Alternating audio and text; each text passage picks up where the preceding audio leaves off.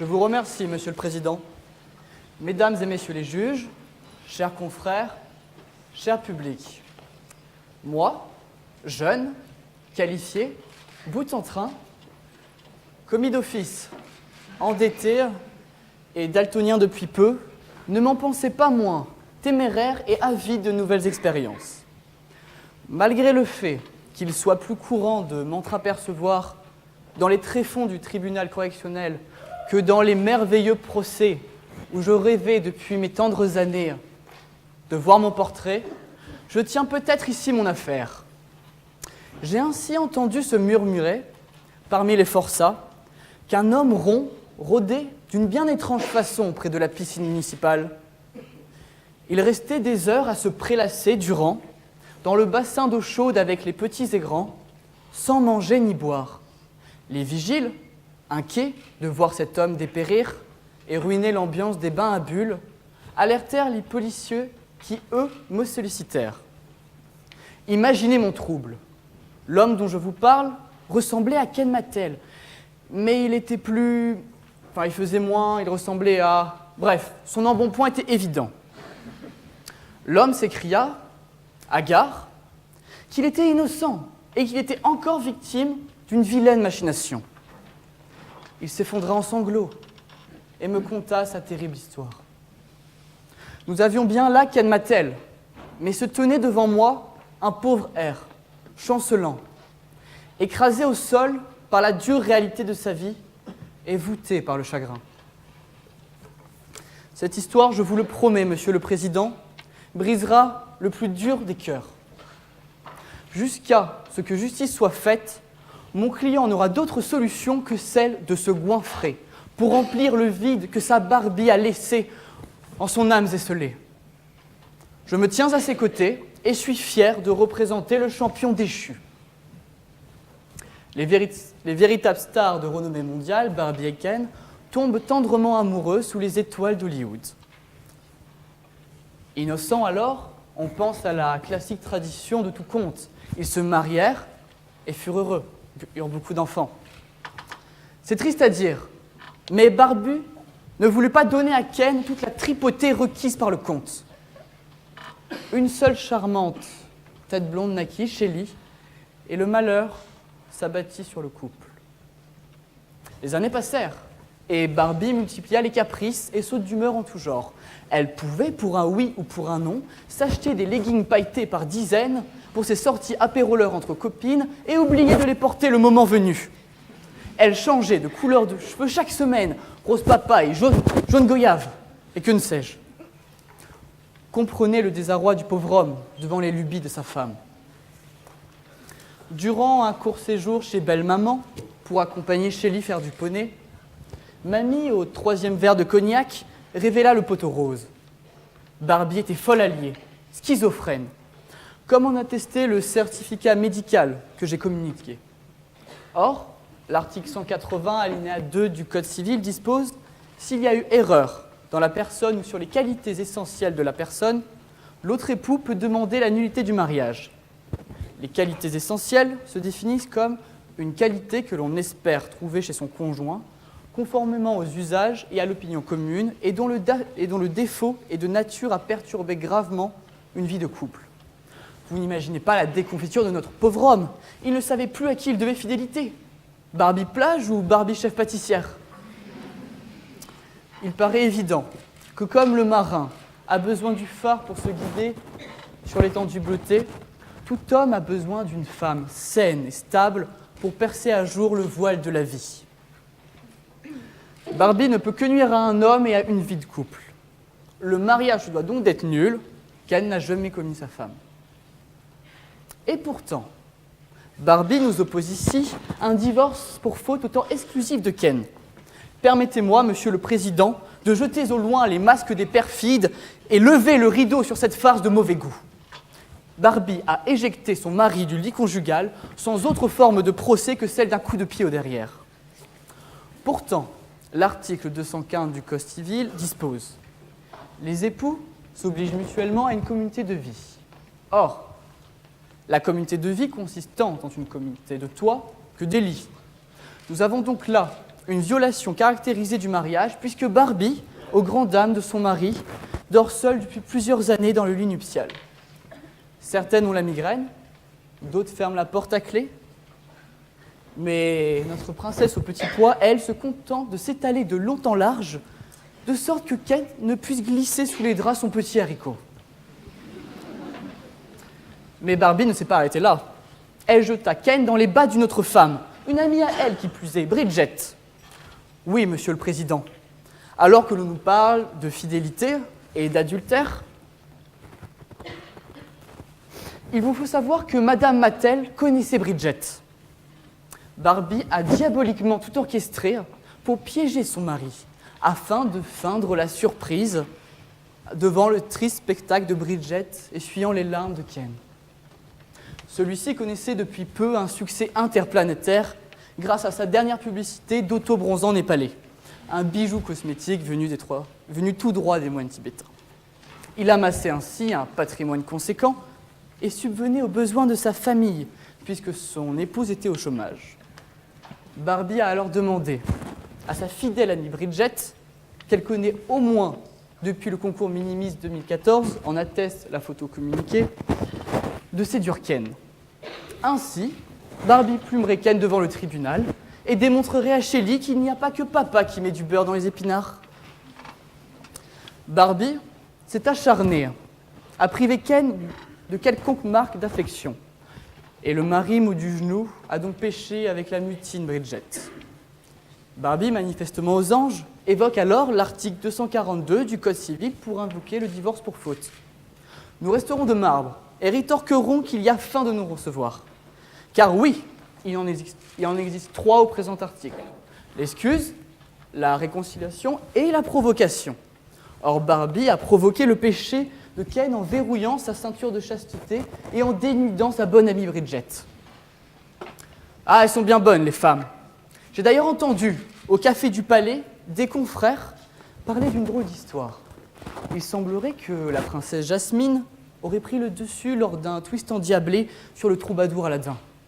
Eh bien, nous avons ici la chance de pouvoir pallier l'injustice dont notre bon père de famille souffre. Réjouissons-nous. Je parlais de famille, d'enfants chéris, d'avenir, et donc du long carême des études, ce qui m'amène, en toute logique, au concours Minimis. En effet, nous avons ici une mère attentionnée, voulant exploiter l'esprit de compétitivité de sa fille afin de la faire lauréate de ce glorieux type de concours. En effet, elle veut perpétrer l'héritage familial. Barbie, au même âge, était sacrée première plastique en devenir. Mais attendez une minute, Barbie avocate a-t-elle fait son droit ? Depuis l'article 58 de la loi du 4 août 2014 pour l'égalité réelle entre les hommes et les femmes, les concours Minimis sont très strictement encadrés. Ils ne sont autorisés que s'ils sont uniquement effectués dans l'intérêt supérieur de l'enfant et de sa dignité. Mais ne nous voilons plus la face. Shelly n'est pas vraiment un standard de beauté. Je laisse ceci à la libre appréciation des juges du fond éventuellement, mais elle subit en ce moment de violentes crises d'acné et serait, selon les dires de sa charmante mère, bouboule. Pour ne pas répéter l'erreur évidente de Little Miss Sunshine, et afin que notre Shelly ne soit pas la risée de toutes ses copines, son père refuse de la laisser concourir. Barbie, sans même envisager que Ken ait son mot à dire, souhaite clairement revivre son propre couronnement sans jamais avoir pris en compte les désirs profonds de son enfant. Il est vrai qu'elle a toujours occulté la passion de Shelly pour l'algèbre et les poneys. L'intérêt supérieur évident de Shelly ne se trouve pas dans ces glauques concours Minimis, mais bien sur les croupes des Shetland et les feuilles canson millimétrées. Enfin, quant à la protection de la dignité de notre pauvre Shelly, une petite bouboule acnéique en trichini jaune n'a jamais été du plus bel effet. Vous me l'accorderez. La participation au concours est en elle-même contre les gammes.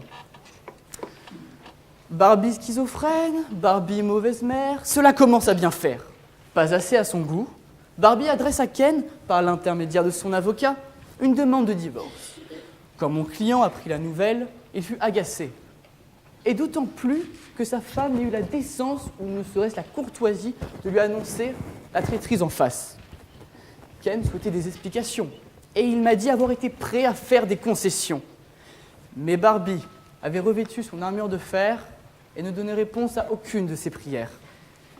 La frustration grandissante et consterné que sa femme ait daigné lui fermer la porte au nez, Ken s'en retourna outré. Chemin faisant, son champ de vision était obscurci par la rage, et la Pinky décapotable rose flashy détonnait un peu trop. Il lui fallait se soulager, et il raya légèrement la Pinky avec les clés de son humeur. Il envoya, je confesse, un violent coup de pied dans une roue arrière, lui laissant un bien méchant ongle incarné. Barbie, suite à ce redoutable incident, demande donc réparation, mais d'après l'article 31 du Code de procédure civile, l'action est ouverte à tous ceux qui ont un intérêt légitime au succès ou au rejet d'une prétention. Le dommage causé à la Pinky n'est que très faible. Vous en conviendrez par ailleurs, chers confrères, Barbie avait déjà passablement abîmé sa voiture, n'ayant jamais excellé aux créneaux difficiles et virages un peu trop serrés. Puisque le dommage réel est insignifiant, l'intérêt à agir semble illégitime, et plaise au tribunal, l'action en réparation devra être rejetée. Aussi pernicieuse que la vie de père et haineuse que le pitbull, Barbie profite de l'absence de son mari pour pirater sa boîte mail. Mais aussi désespérée qu'un chat obèse lorgnant sa gamelle vide, Barbie connaît le mot de passe, mais ne sait pas que poupée prend un E à la fin. L'article 226-15 du Code pénal incrimine le fait de prendre frauduleusement connaissance de la correspondance d'un tiers. Sur le point de parvenir à lire les correspondances, Sabrina, la femme de ménage, joue les troubles faites. On pourrait alors penser que l'importune interruption de Sabrina aurait ramené Barbie à la raison, mais c'est là mal la connaître. Loin d'être déconfite par le cuisant échec, Barbie créa un profil Facebook à Ken. Or, l'article 226-4-1 du Code pénal réprime le fait d'usurper l'identité d'un tiers pour atteindre à son honneur, notamment sur un réseau de communication en ligne. Barbie envoya à de nombreux contacts professionnels de son mari des messages toujours injurieux et parfois menaçants. Nous avons reçu une vingtaine de messages en attestant et laissez-moi vous en lire un. Salut Hervé, je suis Furax, mon pote, je vais, V accent aigu, te casser les genoux sans X. T'es réalisateur, t'es et accent grave, mais tu vaux pas un clou. Ah, là nous avons le X. Signé Ken Mattel, suivi des émoticônes, bombe, cerise, dents de requin, pistolet à billes. Ken a aussitôt été remplacé sur 3 tournages. Il sombra dans un profond désespoir.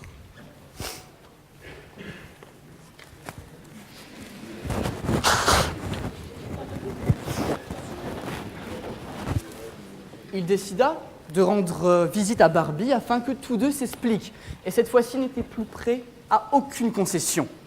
Il prit ses clés, les bonnes cette fois-ci, et se rendit, clopin-clopant, au domicile conjugal.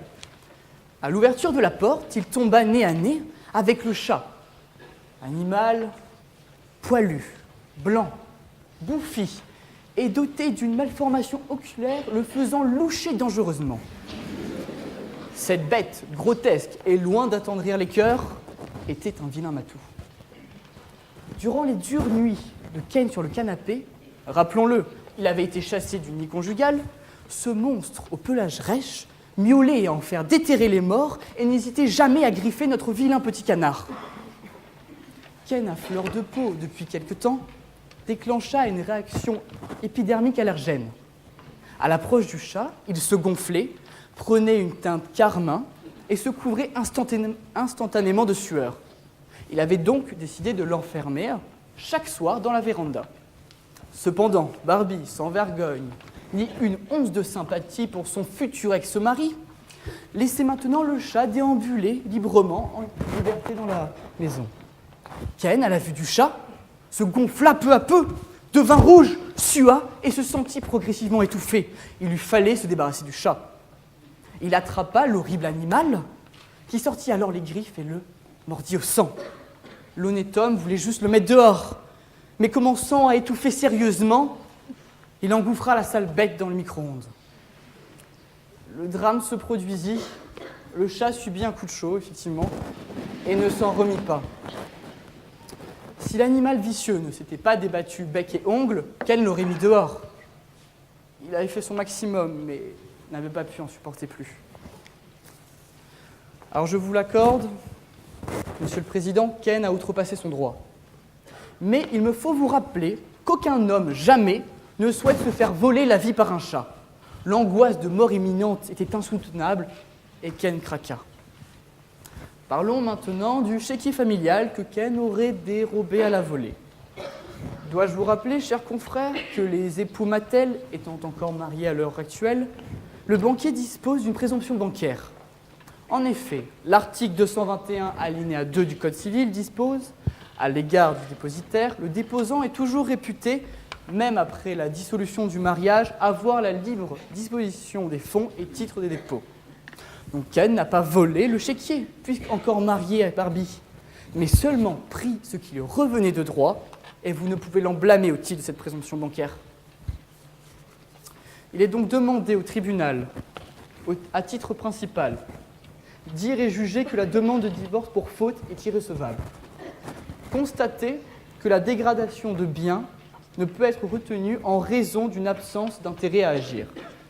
Déclarer Madame Mattel irrecevable à demander un quelconque dédommagement. Débouter Madame Mattel de toutes ses demandes. À titre subsidiaire, allouer à Monsieur Mattel, mon client, 15 000 € de dommages et intérêts au titre des frais médicaux et des frais de psychothérapie engagés. Allouer à Monsieur Mattel 2 000 € de dommages et intérêts au titre de préjudice moral de perte d'emploi et de destruction d'images en milieu professionnel. Condamner Madame Mattel à des excuses publiques et à un internement en hôpital psychiatrique pour la sécurité de son enfant et celle de l'ordre public. Enfin, condamner la partie demanderesse aux dépens. Je vous remercie, Monsieur le Président.